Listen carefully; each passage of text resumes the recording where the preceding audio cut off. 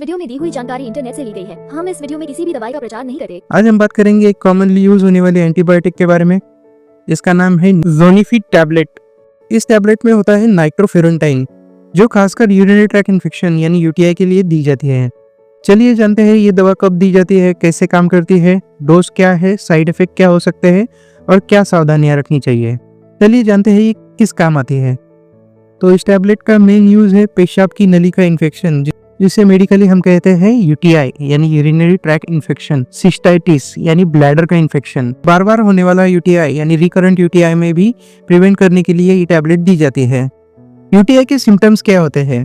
पेशाब करते समय जलन या दर्द, बार बार पेशाब आना, पेशाब में बदबू या मटमैला रंग, निचले पेट में हल्का दर्द या दबाव और कभी कभी हल्का बुखार।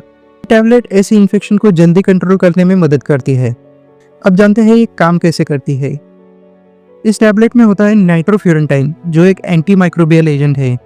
ये बैक्टीरिया की कोशिकाओं के अंदर जाकर उनके डीएनए प्रोटीन सिंथेसिस को डैमेज करती है। ये टैबलेट खासकर यूरिनरी ट्रैक्ट में ज्यादा कॉन्सेंट्रेट होकर काम करती है, इसलिए यूरिनरी इन्फेक्शन में सबसे ज्यादा इफेक्टिव मानी जाती है।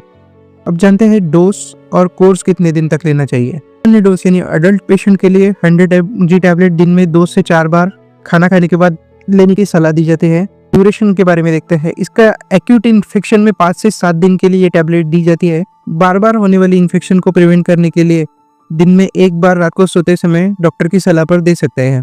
ध्यान रखें, डॉक्टर के सलाह के बिना डोज कम ज्यादा न करें और कोर्स बीच में न छोड़े। कोर्स अधूरा छोड़ने पर बैक्टीरिया दोबारा ग्रो हो सकते हैं और इन्फेक्शन क्रोनिक भी हो सकता है।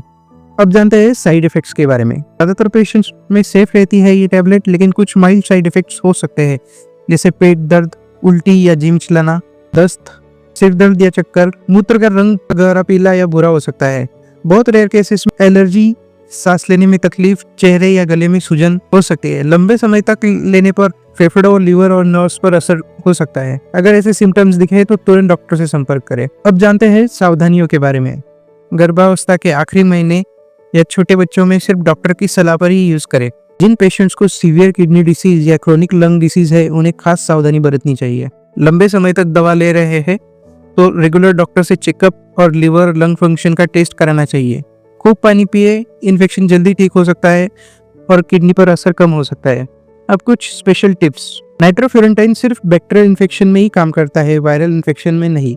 आपको हेल्दी हैबिट्स भी बहुत जरूरी है, जैसे रोजाना 2 से 3 लीटर पानी पिए, टॉयलेट साफ रखें, पेशाब रोक कर न रखें और टाइट सिंथेटिक कपड़े कम पहने।